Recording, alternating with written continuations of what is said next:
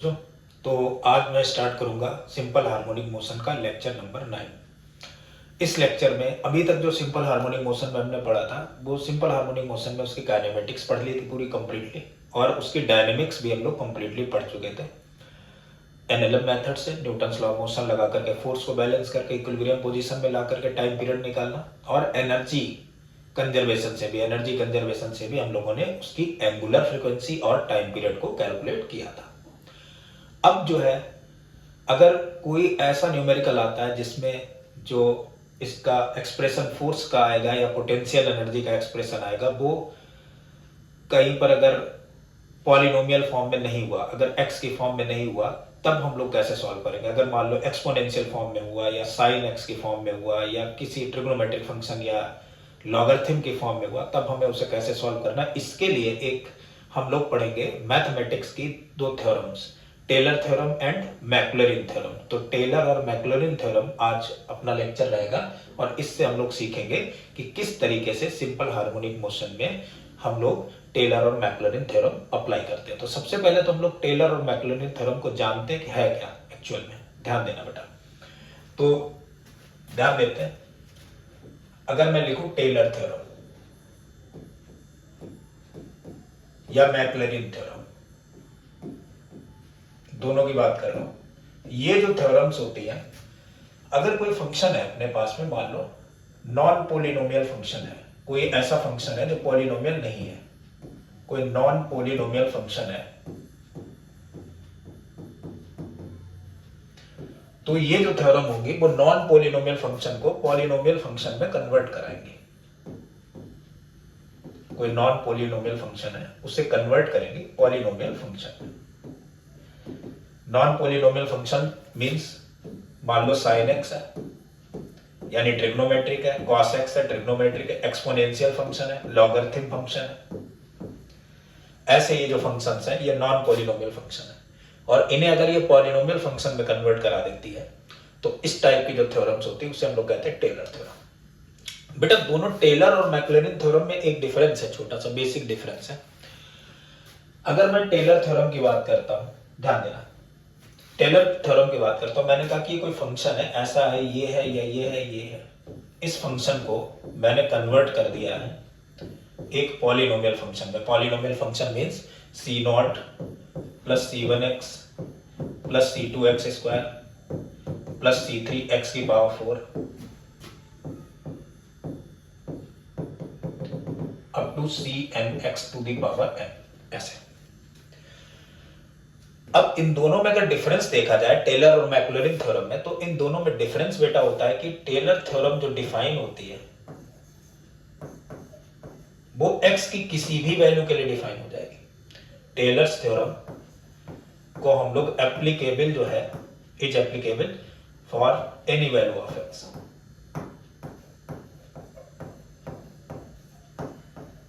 Any value of x means मैं ये बोल सकता हूं ये x इक्वल टू a के लिए डिफाइन होगी। लेकिन मैक्लॉरिन थ्योरम टेलर थ्योरम का एक स्पेशल केस है। तो अगर मैं मैक्लॉरिन थ्योरम की बात करूंगा,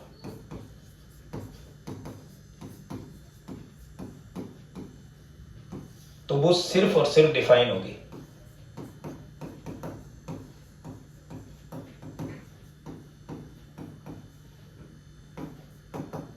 only at x equal to 0। मतलब देखो एसएचएम में इसका यूज क्या है कि जब अपना सिंपल हार्मोनिक मोशन जो है उसमें कोई कांस्टेंट फोर्स नहीं लग रहा होगा, यानी इक्विलिब्रियम x इक्वल टू 0 पर जब होगा, तब हम लोग मैक्लॉरिन थ्योरम का यूज करेंगे। और अगर इक्विलिब्रियम शिफ्ट हो गया x इक्वल टू a, मतलब किसी पोजीशन पर पहुंच गया, तो हम लोग टेलर थ्योरम का यूज कर सकते हैं। अच्छा, दूसरी चीज इसमें यह है कि जो मैक्लॉरिन थ्योरम है वो टेलर थ्योरम का एक स्पेशल केस है। तो मैं लिख सकता हूं यहां पर Maclaurin theorem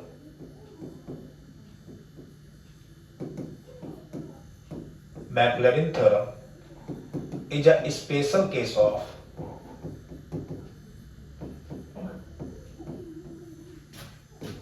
Taylor theorem.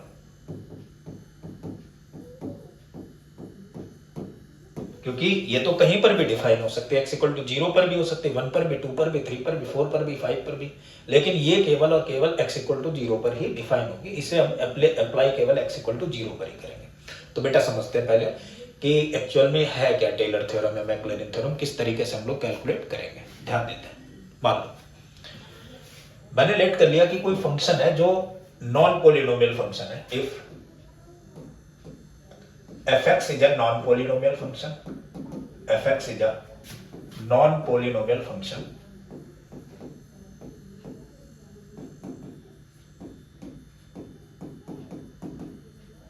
fx कोई एक नॉन पोलिनोमियल फंक्शन है और इस नॉन पोलिनोमियल फंक्शन को मैंने कहा we can write this function as a polynomial function in this way, c naught plus c1x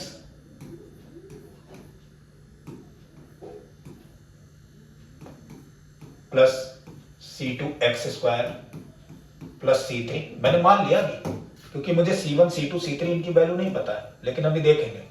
c3x³ plus c4 x to the power 4 up to cn क्या यार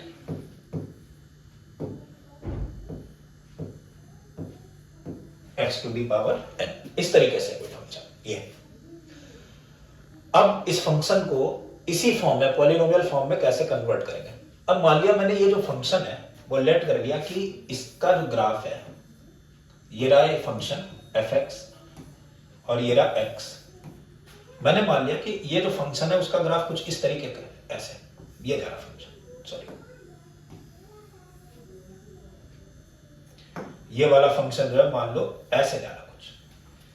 अगर ये फंक्शन इस तरीके से चल रहा है, ध्यान देना, तो मैं देखूंगा at x equal to 0, at x equal to 0, इधर x है इधर फंक्शन है, तो x इक्वल टू 0 पर इस पॉइंट x इक्वल टू 0 पर ये फंक्शन यहां पर होगा और इस पॉइंट पर इस फंक्शन पर हम बहुत सारी लाइन ड्रॉ कर सकते हैं। एक तो ये लाइन ड्रॉ कर सकते हैं, एक ये लाइन ड्रॉ कर सकते हैं, एक ये लाइन ड्रॉ कर सकते हैं। मतलब x इक्वल टू 0 पर इस फंक्शन को बहुत सारी लाइन डिफाइन कर रही है कुल मिला के ऐसे। x इक्वल टू 0 पर ये सारी चीजें हो सकती है। इसमें ये देखा जाता है क्लोज अप्रोक्सीमेशन कौन दे रहा है, तो सबसे जो क्लोज इसे अप्रोक्सीमेशन देगा वो तो इसकी टेंजेंट देगी, ठीक है। तो अगर मैं x इक्वल टू 0 पर देखूं तो फंक्शन की वैल्यू क्या होनी चाहिए। मैं पहले मैक्लॉरिन थ्योरम को डिफाइन कर रहा हूं x इक्वल टू 0 पर सारी चीजें देख करके, ठीक है। तो अगर मैं x इक्वल टू 0 पर देखूं तो फंक्शन क्या होना चाहिए, at x equal to 0, at x equal to 0 function x की जगह यहां पर 0 पुट किया तो बन गया अपने पास में c0 प्लस c1 x की जगह 0 प्लस c2 x की जगह 0 का स्क्वायर प्लस आगे वाले टर्म सारे 0 हो जाएंगे। यानी फंक्शन जो है eight x equal to 0 c0 बना। मतलब मैंने एक वैल्यू निकाल ली यहां पर, c0 की वैल्यू जो आ गई वो f0 आ गई, ठीक है। आगे देखते हैं बेटा, ध्यान देना। अब क्या काम किया मैंने समझो। अगर मैंने ये बोला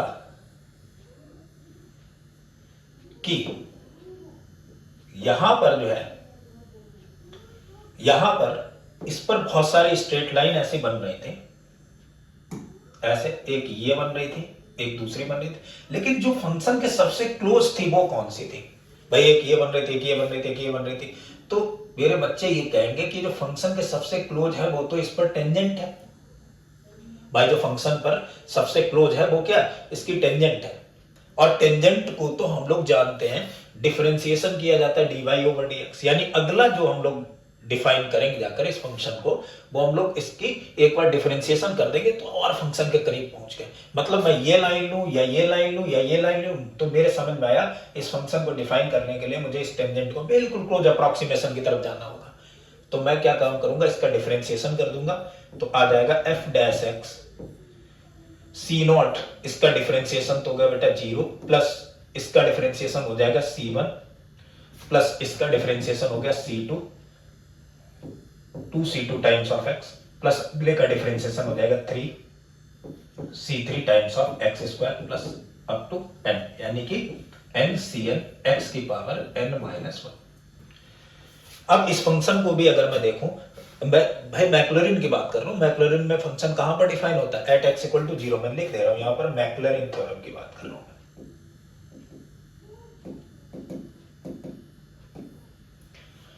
तो x इक्वल टू जीरो पर अगर देखेंगे तो at x equal to zero ये फंक्शन हो जाएगा अपने पास में f डैश जीरो और इसकी वैल्यू आ जाएगी, ये तो जीरो था तो ये बना c1 plus 2 times of c2, x की जगह मैंने जीरो पुट किया, plus 3 times of c3, x की जगह जीरो पुट किया, plus n times of cn और x की जगह जीरो की पावर n माइनस 1, यानी f डैश जीरो की वैल्यू आ गई अपने पास में c1 प्लस ये वाला टर्म तो जीरो हो गया, ये वाला टर्म भी जीरो हो गया और आगे आने वाले सारे टर्म तो जीरो हो गए। तो f डैश जीरो पर c1 की जो वैल्यू आ गई वो बेटा अपने पास में आ गई f डैश जीरो। अब फिर से बात करते हैं, ध्यान दो।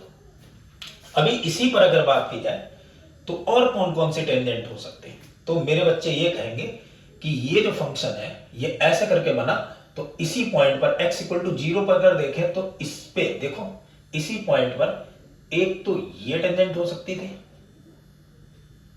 एक इसके और पास में हो सकती थी, बिल्कुल पास में चिपक के जाएगी, ऐसी भी टेंजेंट हो सकती थी। तो जो बिल्कुल पास में होगी, जिसका स्लोप बिल्कुल इसके पास होगा, वो इससे और क्लोज अप्रोक्सीमेशन देगा। मतलब ये जो फंक्शन बना है, जो अपने पास में f डैश x जो वैल्यू आई है, उसको एक बार और अगर मैं डिफरेंशिएट कर दूं तो अगली वाली टेंजेंट बिल्कुल क्लोज अप्रोक्सीमेशन देती जाएगी। फिर उसके बाद एक और डिफरेंशिएशन कर दो, धीरे धीरे धीरे धीरे ये जो टेंजेंट्स हैं वो इससे चिपकती हुई चली जाएंगी और यहां पर ये पूरे फंक्शन को डिफाइन कर जाएगी। तो अगर मैं इसे एक बार और डिफरेंशिएट करता हूं, ध्यान देना बेटा, इसको एक बार और डिफरेंशिएट करता हूं, यानी डबल डिफरेंशिएशन कर देता हूं इस फंक्शन का, इस वाले फंक्शन का।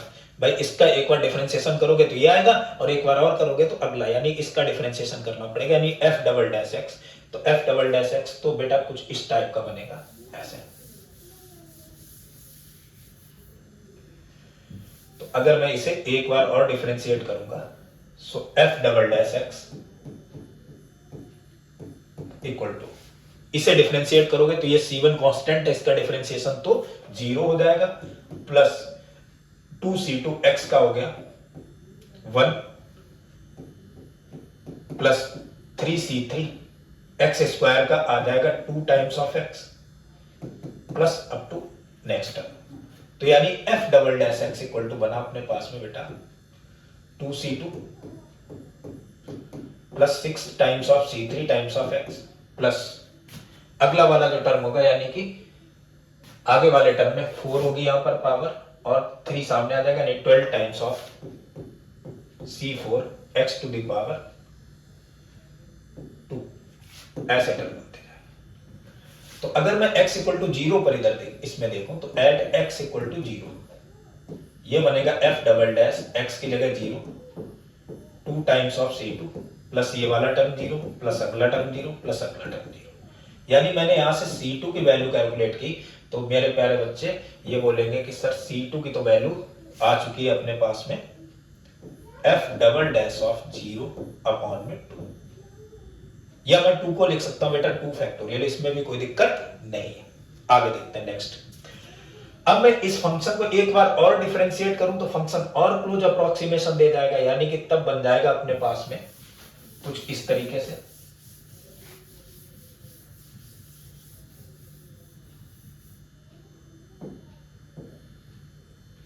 एक बार और अगर इसे डिफरेंशिएट करूंगा तो ये बनेगा अपने पास में f ट्रिपल डैश x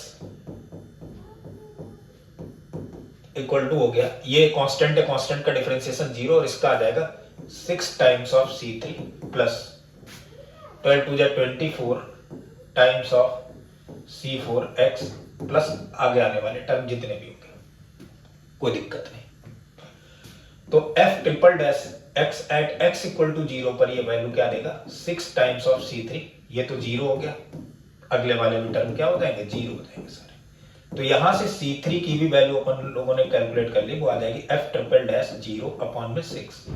सो c3 की वैल्यू आ गई f ट्रिपल डैश जीरो और 6 को तो हम लोग लिख सकते हैं 3 इंटू 2 इंटू 1, यानी c3 हो जाएगा बेटा अपने पास में f triple dash zero upon में 3 फैक्टोरियल। ऐसे ही अगर मैं c4 निकालूंगा तो साइमल्टेनियसली वो सिमिलरली c4 आ जाएगा f fourth derivative of 4 factorial. ऐसे ही nth वाला आ जाएगा अपने पास में cn की वैल्यू आ जाएगी f nth derivative of this upon में n फैक्टोरियल, ये बन गया।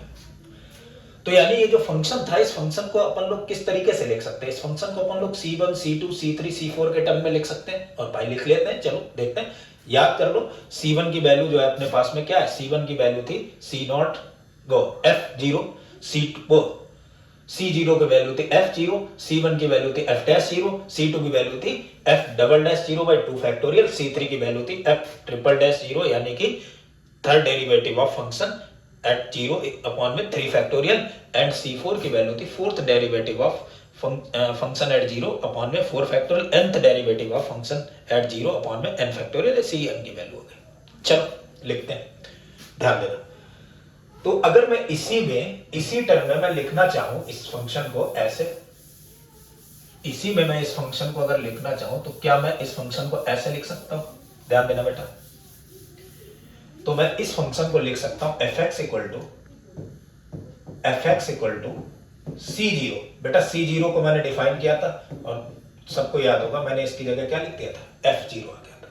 ऐसे ही C1 की वैल्यू बेटा, तो C1 की जगह मैंने निकाली थी वैल्यू और वो शायद आ गई थी अपने पास में F'0/1 यानी 1 factorial into x, plus C2 की वैल्यू भी हम लोगों ने कुछ कैलकुलेट करी थी, double derivative of function eight 0/2 factorial x², plus इधर भी आई थी triple derivative of this function upon 3 factorial x3, plus nth derivative of this function at 0/n factorial x⁴n। ये बन गया।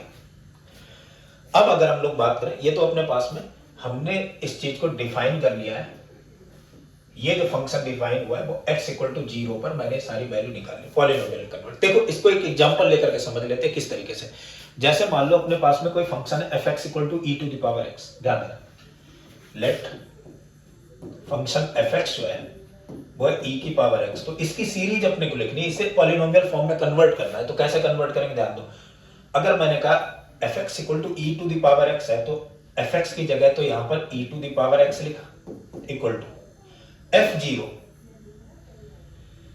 तो f0 यानी कि x की जगह यहां पर पुट करो, f0 की वैल्यू निकालते हैं, तो f0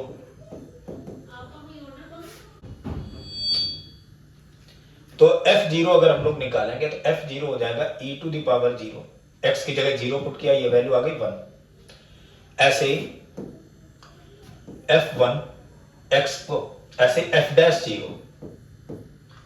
f'0 की अगर हम लोग वैल्यू की बात करेंगे तो क्या काम करना पड़ेगा? पहले तो f' निकालो, f' मतलब इस फंक्शन का डिफरेंशिएशन। तो मेरे प्यारे बच्चे कहेंगे e⁴x का तो डिफरेंशिएशन e⁴x ही होता है, तो इसकी जगह फिर से x की जगह 0 रखेंगे, यानी f'0 की वैल्यू हो गई फिर से अगेन e⁴0 यानी वैल्यू 1। आगे आने वाले जितने भी टर्म होंगे उनकी वैल्यू क्या आती जाएगी? 1 आती जाएगी।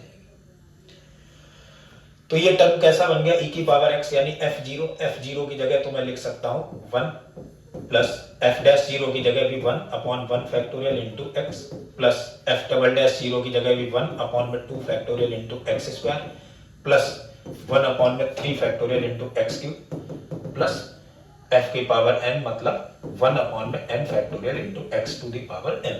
तो ये बन जाएगा अपने पास में e⁴x equal to 1 plus x plus x² 2 factorial plus x³ 3 factorial plus x⁴n/n factorial. ये बन गया। तो यानी कि हम लोगों ने यहां पर कैलकुलेट कर लिया एक्सपोनेंशियल की पावर x को 1 plus x plus x² 2 factorial, यानी कि ये जो था एक्सपोनेंशियल के टर्म में फंक्शन था और इसे हम लोगों ने पॉलिनोमियल फॉर्म में लिख लिया इस फंक्शन को। अच्छा एक और एग्जांपल देख लेते हैं। ध्यान दो, अगर मुझे ये कहना हो कि मुझे साइन x का बताना है कि क्या होगा, तो साइन x को अगर हम लोग देखेंगे तो ध्यान देना, फंक्शन को मैंने क्या लिखा पॉलिनोमियल फॉर्म में लिखने के लिए fx इक्वल टू क्या लिखना था? c0 की जगह क्या था अपने पास में? f0 प्लस c1 की जगह था f'0 into x plus f double derivative of at 0 function का x²/2 factorial plus f'' at x equal to 0/3 factorial x³ plus nth derivative of function at 0/n factorial x⁴n। ये तो बना था। अब मैं कहूं कोई फंक्शन है वो डिफाइन है fx equal to sin x पर, कोई function F X equal to sine X पर अगर डिफाइन है और हमें इसकी वैल्यू कैलकुलेट करनी है, चलो कोई दिक्कत नहीं। तो सबसे पहले तो f0 देखो, तो f0 अगर मैं निकालूंगा, यहाँ f0 लिखा तो साइन x की जगह तो मैंने बेटा 0 पुट किया और जैसे ही 0 पुट किया ये वैल्यू आ गई 0। दूसरी वैल्यू निकालते हैं, दूसरा f'0, इसका एक बार डिफरेंशिएशन करोगे तो मेरे प्यारे बच्चे बोलेंगे साइन x का सा डिफरेंशिएशन जो होता है वो तो cos x आता है, तो f' की वैल्यू तो आ गई अपने पास में cos x, और एट x इक्वल टू 0 अगर हम ये वैल्यू निकालेंगे तो cos 0 की वैल्यू तो 1 होती। तीसरी बार एक और इसका डिफरेंशिएशन कर दिया, अगेन डिफरेंशिएशन करोगे तो cos x का आ जाएगा बेटा माइनस साइन x, और माइनस साइन x जैसे ही अपन लोग रखेंगे तो f triple dash x double dash x की वैल्यू 0 रखी, ये भी वैल्यू 0 आ गई। अगेन अगर मैं डिफरेंशिएशन करूंगा तो माइनस साइन x का भी हो जाएगा माइनस cos x, और एट x इक्वल टू 0 अगर इस फंक्शन को देखेंगे तो ये वैल्यू हो गई -1। ऐसे ही टर्म बनते चलेंगे। तो अब यहां पर अगर मैं कहूं fx equal to sine x है तो इसकी जगह मैंने साइन x लिखा, इक्वल टू आ जाएगा अपने पास में f0, और f0 क्या है, f0 की तो वैल्यू बेटा 0 है, प्लस f'0 की वैल्यू क्या है बेटा 1 है, इनटू मैंने लिख दिया x, प्लस f'0 इसकी वैल्यू तो बेटा 0 है, अपॉन में 2 factorial into x square, plus f triple dash इसकी वैल्यू तो बेटा -1 है, अपॉन में 3 फैक्टोरियल इनटू x की पावर 3 प्लस आगे वाले टर्म। यानी मैं ये लिख सकता हूं कि sin x को अगर मैं लिखना चाहूं पॉलिनोमियल फॉर्म में तो बनेगा क्या, 1 इंटू x हो गया, ये वाला टर्म तो अपने पास में 0 है, माइनस x³ 3 फैक्टोरियल, x की पावर 4 वाला 0 होगा, अगला टर्म आएगा प्लस का x की पावर 5/5 फैक्टोरियल माइनस x की पावर 7/7 फैक्टोरियल, और इस तरीके से टर्म चलता चला जाएगा। तो ये अपने पास में sin x की सीरीज हो गई। मैक्लॉरिन थ्योरम का अगर मैंने यूज किया, x इक्वल टू 0 पर फंक्शन को देखा और इस तरीके से वैल्यू कैलकुलेट कर दी। अब बात करते हैं टेलर थ्योरम की। अगर मैं टेलर थ्योरम की बात करूं तो टेलर थ्योरम जो डिफाइन होती है वो x इक्वल टू a पर कहीं पर भी डिफाइन हो जाएगी, at x equal to a पर भी हम टेलर थ्योरम को डिफाइन कर सकते हैं। मतलब फंक्शन ऐसा ना दिया हो, फंक्शन जो होगा वो इस फॉर्म में ऐसे दिया हो। सपोज फंक्शन की फॉर्म कुछ ऐसी है बेटा, अगर अपने पास में कोई फंक्शन दिया इस तरीके से f(x) equal to c0 plus c1x plus c2x square plus c3x cube plus इस तरीके से, मीन्स ऐसे, सॉरी ऐसा।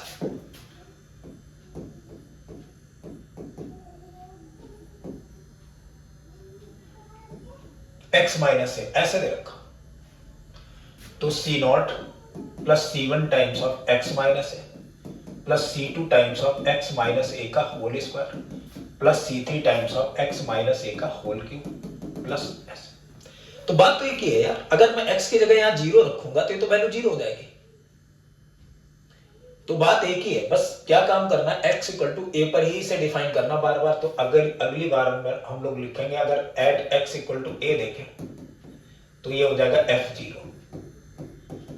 मुझे ये देखना होगा। तो SHM में इसका यूज इसलिए है क्योंकि सिंपल हार्मोनिक मोशन हम लोग देखते थे, एक बार टाइम पीरियड निकालते थे जब इक्विलिब्रियम से पार्टिकल स्टार्ट होता था। अगर इक्विलिब्रियम x इक्वल टू 0,0 पर नहीं है, x इक्वल टू 0 पर नहीं है, इक्विलिब्रियम कहीं अगर शिफ्ट हो चुकी है तब हम लोग इसका यूज करेंगे। यानी x इक्वल टू a पर अगर देखेंगे तो a माइनस ए क्या हो गया 0, ऐसे इक्वल टू हो गया c0 plus c1, a minus ए क्या हो गया 0 प्लस c2, a माइनस ए क्या हो गया 0, सारे टर्म में 0 बनते चले जाएंगे, तो बनेगा अपने पास में c0 की वैल्यू तो f0 आ गई। बात वही है, ऐसे c1 की वैल्यू भी आ जाएगी और c1 की वैल्यू क्या आ जाएगी अपने पास में, at x equal to a वो हो जाएगी f'0।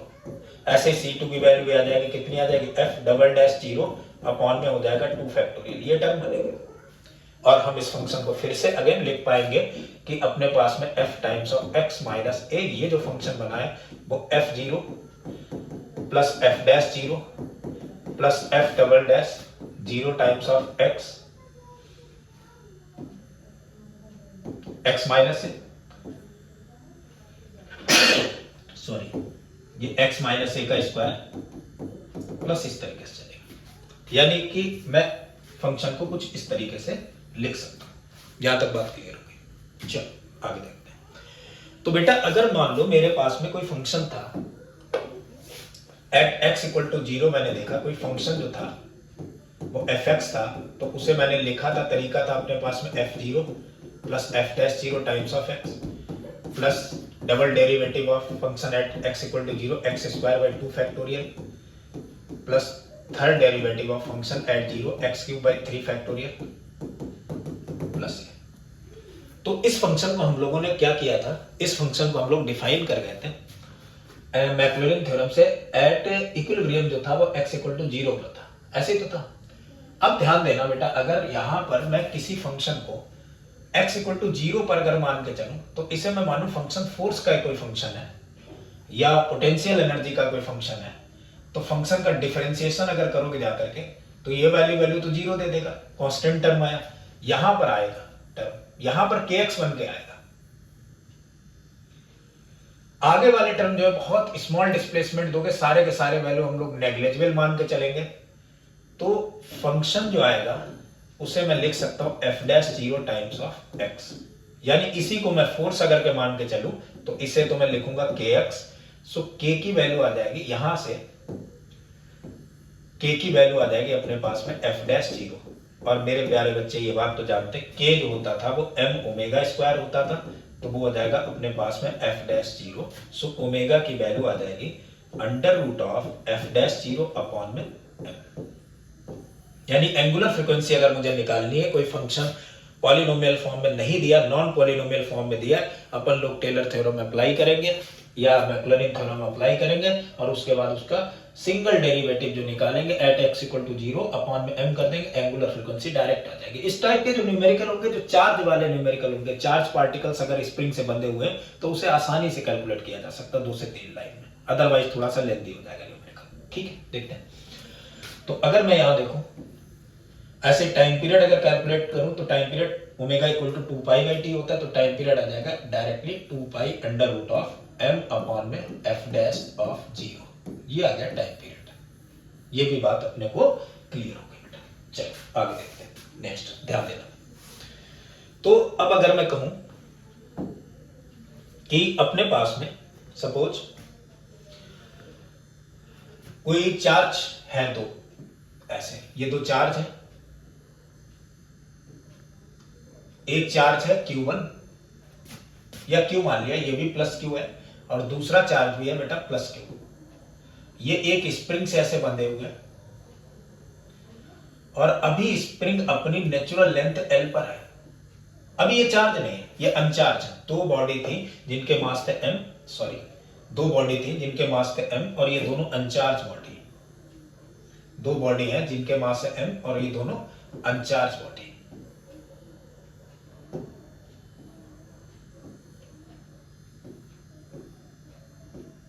ये दोनों अनचार्ज बॉडी है, इसका मास भी m है, इसका मास भी m है, इनके बीच की लेंथ है l, और ये स्प्रिंग से कनेक्टेड है।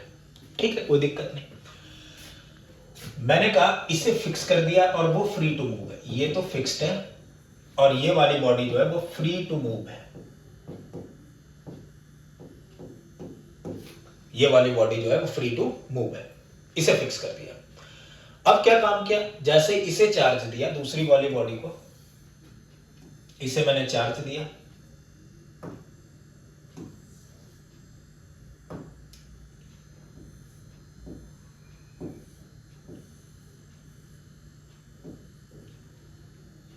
क्यू चार्ज दे दिया, और इसे भी क्यू चार्ज दे दिया, तो क्या होगा, ये तो फिक्स थी तो इस पर लगेगा एक रिपल्सन, और जैसे रिपल्सन लगेगा तो ये आगे बढ़ेगा, आगे बढ़ेगा, आगे बढ़ेगा, आगे बढ़ेगा, आगे बढ़ेगा, आगे बढ़ेगा, और आगे बढ़ता चला जाएगा। जैसे ये खींचेगी अपनी इस पोजीशन से x, तो इस पर एक पीछे की तरफ फोर्स लगेगा kx, और रिपल्सन फोर्स तो जब डिस्टेंस कम होती जाएगी तो वो तो कम होता चला जाएगा, इलेक्ट्रोस्टैटिक रिपल्सन। लेकिन इनके बीच की अगर बात की जाएगी डिस्टेंस की, तो वो डिस्टेंस तो लगातार बढ़ती जाएगी, और अगर डिस्टेंस बढ़ेगी यानी डिस्प्लेसमेंट बढ़ेगा, एलोंगेशन बढ़ेगा, एलोंगेशन बढ़ेगा तो रिस्टोरिंग फोर्स तो बढ़ेगा। एक टाइम ऐसा आएगा जब इनके बीच का रिपल्सन फोर्स और ये जो रिस्टोरिंग फोर्स है दोनों कैसे हो गए, इक्वल हो गए, क्योंकि repulsion force, electrostatic repulsion force तो लगेगा बेटा इधर, और इलेक्ट्रोस्टैटिक फोर्स जो है वो इस तरफ लगेगा, वो रिस्टोरिंग फोर्स तो लगेगा इधर।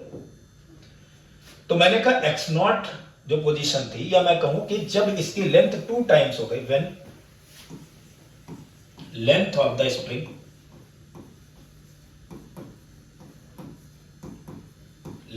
Spring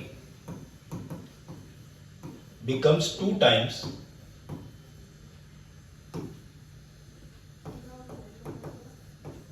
then it attains equilibrium. तो अब ये इक्विलिब्रियम पर आ चुके हैं। तो अगर ये इक्विलिब्रियम पर आ चुके हैं तो मेरे प्यारे बच्चे ये कहेंगे ये वाला फोर्स और ये वाला फोर्स क्या होना चाहिए, बराबर। सो इक्विलिब्रियम पर आएगा अपने पास में के X naught equal to electrostatic force, और इनके बीच की अब डिस्टेंस तो दोगुनी यानी 12 के बराबर हो चुकी। तो मैं लिखूंगा 1/4 पाई एप्सिलॉन नॉट। यही तो होता था इलेक्ट्रोस्टैटिक फोर्स, चार्ज का मल्टीप्लिकेशन यानी क्यू स्क्वायर अपॉन में इनके बीच की डिस्टेंस का होल स्क्वायर यानी 12 स्क्वायर। तो यहां से अपन लोग एक्स नॉट की तो वैल्यू कैलकुलेट कर ले जाएंगे। सो एक्स नॉट की वैल्यू आ गई है अपने पास में 1/4 पाई epsilon not Q square upon में 4L स्क्वायर टाइम्स ऑफ के, 4L स्क्वायर टाइम्स ऑफ के। मतलब मैं ये कह सकता हूं कि एक्स नॉट की तो वैल्यू है क्यू स्क्वायर अपॉन में 16 पाई एप्सिलॉन नॉट के इंटू एल स्क्वायर। ये आ गया एक्स नॉट। ठीक है बेटा, यहां तक कोई दिक्कत नहीं है। अब देखो, ध्यान देना, न्यूमेरिकल ये नहीं था, ये तो मैं समझा रहा था कि ऐसी ऐसी सिचुएशंस बन रही होंगी। न्यूमेरिकल ये कि जब ये अपनी इक्विलिब्रियम पोजीशन में आया, फिर इसे थोड़ा सा और शिफ्ट किया, स्लाइटली एक्स शिफ्ट कर दिया गया। If mass m slightly shifted from its equilibrium position, then find time period of SHM.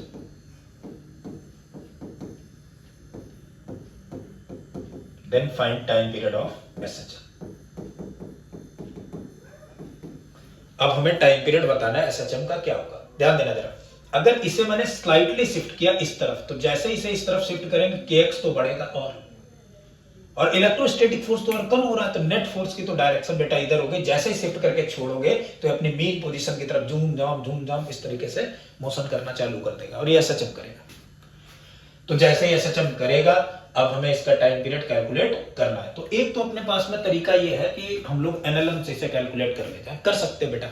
देखो, अगर इधर की तरफ नेट फोर्स देखा जाए तो नेट फोर्स जो आएगा वो तो मेरे बालक ये आएगा कि पहले से इसमें कितना था, एक्स नॉट एलोंगेशन था, यानी एल के बराबर था कि एक्स नॉट प्लस एक्स और आ गया, तो अब इस पर नेट एलोंगेशन तो हो गया F equal to X plus x naught. और इसके बीच की अगर हम बात करेंगे इलेक्ट्रोस्टैटिक फोर्स की, तो इलेक्ट्रोस्टैटिक फोर्स जो था वो कितना रह गया अपने पास में 1/4 पाई epsilon not multiplication of charge यानी Q1 Q2 means Q square upon इनके बीच की डिस्टेंस। तो पहले तो 12 थी प्लस एक्स और बढ़ गई, तो मैं लिखूंगा 2L प्लस एक्स का होल स्क्वायर। यहां तक बात बन गई। यानी कि नेट फोर्स को तो मैं कुछ ऐसे लिख सकता हूं, एफ नेट इक्वल टू आ गया अपने पास में F x plus F x not. मैंने कहा था कितना एलोंगेशन किया था, 2 टाइम्स ऑफ लेंथ, यानी कि सॉरी के एक्स नॉट, के x plus K L naught minus Q square upon में 4 पाई एप्सिलॉन नॉट, और ये तो बन गया अपने पास में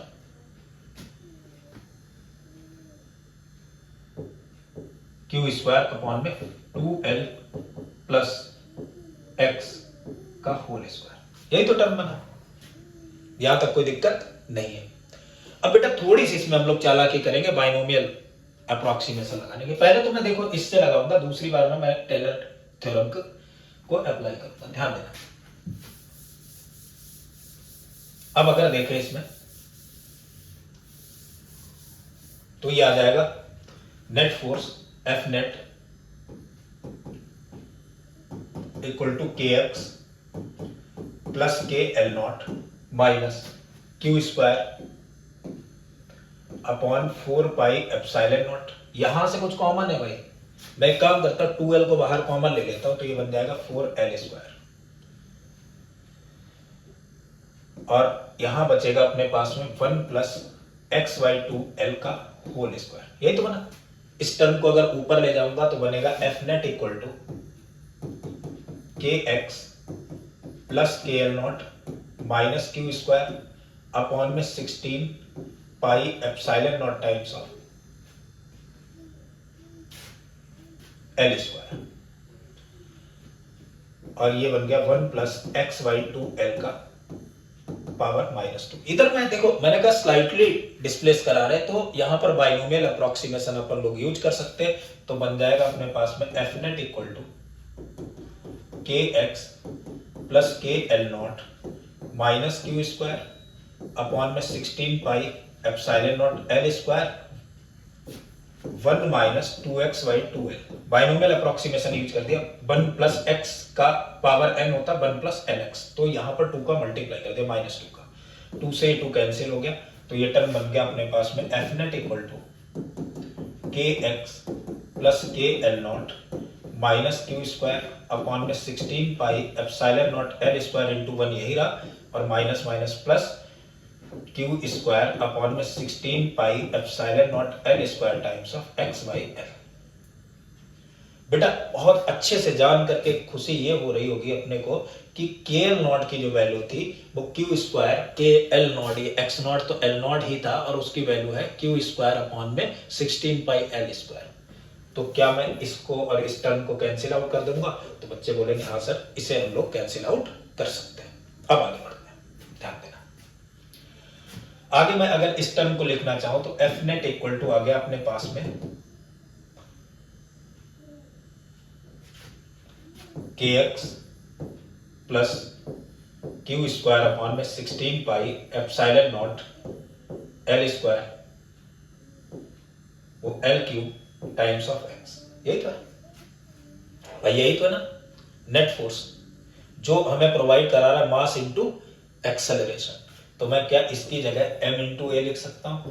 बच्चे बोलेंगे हाँ सर बिल्कुल लिख सकते हैं। तो यहां पर लिखा मैंने m into a equal to के x plus Q square upon में 16 pi epsilon not times of L cube times of x. यहां से मैं अगर x कॉमन लूंगा तो ये वैल्यू ओमेगा स्क्वायर होगी। सो ओमेगा स्क्वायर की वैल्यू तो आ गई अपने पास में k plus Q square upon में 16 pi epsilon not times of L cube. तो टाइम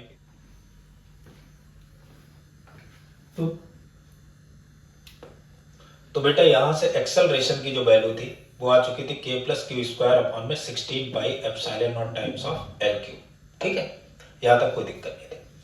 तो अब क्या इसी एक्सेलरेशन को मैं ओमेगा स्क्वायर लिख सकता हूं? तो बच्चे बोलेंगे हाँ सर बिल्कुल लिख सकते हो, क्यों नहीं। तो ओमेगा स्क्वायर जो था, ओमेगा स्क्वायर एक्स से कंपेयर करेंगे तो वो आ जाएगा अपने पास में k plus Q square upon में 16 pi epsilon not times of L cube upon में m। सो ओमेगा की वैल्यू आ जाएगी under root of k plus Q square upon में 16 pi epsilon not times of L cube upon m। So time period आ जाएगा बेटा अपने पास में 2 pi under root of m upon something, यानी m upon k plus Q square upon में 16 pi epsilon not times of L cube. ये तो बन गया टाइम पीरियड। यहां तक बात क्लियर है, आगे बढ़ते हैं। अच्छा, अगर मैं डायरेक्ट इसका टेलर थ्योरम का यूज करूं तो शायद मुझे लग रहा है आसानी से काम बन सकता है, इतनी सारी चीजें नहीं करनी पड़ेगी। तो फ्रॉम टेलर्स थ्योरम देखते भाई क्या होगा। तो टेलर थ्योरम का अगर हम लोग यूज करेंगे तो फंक्शन आएगा अपने पास में फोर्स। तो जो नेट फोर्स आया था as a function of x, उसकी तो वैल्यू थी k x plus x not minus का क्यू स्क्वायर अपॉन में 4 pi epsilon not 12 plus x का होल स्क्वायर। इसे अगर मैं डिफरेंशिएट कर दूं एक बार with respect to the x, तो बेटा ये जो फंक्शन है एक्स के रेस्पेक्ट में डिफरेंशिएशन तो हो गया 1, यानी कि k इंटू 1 k बचा, ये हो गया term 0 minus Q square upon 4 pi epsilon not time, ये तो कांस्टेंट है, और ये ऊपर वैल्यू बनेगी जाकर के 2l plus X to the power -2। अच्छा, यहां पर अगर मैं देखूं इसका डिफरेंशिएशन -2 का, तो -2 तो सामने आ जाएगी, पावर से कम हो जाएगा, बनेगा -3, माइनस माइनस प्लस हो जाएगा 2 से, इसे मैं कैंसिल आउट कर दूंगा, ये टर्म बन गया प्लस का, तो ये टर्म बन गया F dash X equal to K plus Q square upon में 2 पाई एप्सिलॉन नॉट और ये टर्म हो गया 2l प्लस एक्स की power 3। At x equal to 0 पर अगर देखें इस फंक्शन को तो at x equal to 0 F dash 0 equal to K plus Q square upon में 2 pi epsilon not times of, यहां पर x की जगह 0 पुट करोगे 2l की पावर 3 यानी कि 8 हो जाएगा 8l क्यूब और ये बन गया 16। तो f डैश 0 मेरे बच्चे जानते हैं कि f डैश 0 तो ओमेगा तो होता था under root of f dash 0 upon में m। सो f डैश 0 की तो वैल्यू है k plus Q square upon में 8 टू जा 16 pi epsilon not times of l क्यूब अपॉन में m। तो क्या ये टर्म और ये टर्म मैच कर रहे हैं? बच्चे कहेंगे हाँ, तो टेलर थ्योरम का यूज करके हम लोग इस तरीके से न्यूमेरिकल कैलकुलेट कर सकते हैं। आगे देखते हैं, ध्यान दो। मान लो कोई अपने पास में पार्टिकल है, वो एसएचएम परफॉर्म कर रहा है, वो कुछ इस तरीके से कर रहा है, you not 1 minus cos alpha x. तो ये देखो बेटा, ये पॉलिनोमियल फंक्शन नहीं है, ये तो एक ट्रिग्नोमेट्रिक फंक्शन है। तो इसे नॉन पॉलिनोमियल को पॉलिनोमियल में कन्वर्ट करो, या तो टेलर सीरीज से, अदरवाइज टेलर थ्योरम का डायरेक्ट यूज करते हैं। तो पहले तो यहाँ फोर्स निकालो as a function of x. तो force as a function of x निकालने के लिए मुझे करना पड़ेगा माइनस का d u over d x. जैसे इसका डिफरेंशिएशन करोगे यू नॉट का, तो डिफरेंशिएशन हो गया 0, इधर आएगा तो माइनस का you not minus minus plus you not cos alpha x का बेटा एक्स के रेस्पेक्ट में डिफरेंशिएशन होगा साइन अल्फा एक्स माइनस में, और अल्फा तो सामने आ जाएगा। ये टर्म बन गया। अच्छा, मैं अगर इसे एक बार और डिफरेंशिएट करूं तो एफ डैश एक्स आ जाएगा और ये बनेगा जाकर के माइनस का you not alpha sine alpha x का हो गया बेटा कॉस अल्फा एक्स, और अल्फा तो और एक सामने आएगा, नहीं अल्फा स्क्वायर हो गया। एट x इक्वल टू 0 अगर देखो तो एट x इक्वल टू 0 पर एफ डैश 0 जो आ गया वो अपने पास में हो गया माइनस का you not alpha square cos alpha x की जगह 0, यानी कॉस 0 की वैल्यू तो 1 होती है, यानी कि एफ डैश 0 की वैल्यू अगर मैं केवल मैग्नीट्यूड वाइज देखूं that is you not alpha square. तो बच्चों से बोलूंगा कि बताओ भाई ओमेगा क्या होगा, तो बच्चे बोलेंगे सर ओमेगा तो एफ डैश 0 अपॉन में m होता था। सो ओमेगा आ जाएगा under root of f dash 0 की value u not into alpha square है, तो ये आ गया u not into alpha square upon में m। तो टाइम पीरियड अगर पूछूंगा तो टाइम पीरियड तो 2 pi under root of m upon में u not into alpha square हो जाएगा। तो टेलर थ्योरम का हम लोग यूज करके इस तरीके से वैल्यू कैलकुलेट कर सकते हैं। चार्ज वाले क्वेश्चंस टेलर थ्योरम से ही करने, कुछ ऐसे क्वेश्चंस जिनमें पॉलिनोमियल फंक्शन ना हो, नॉन पॉलिनोमियल फंक्शन और टेलर थ्योरम का यूज करेंगे।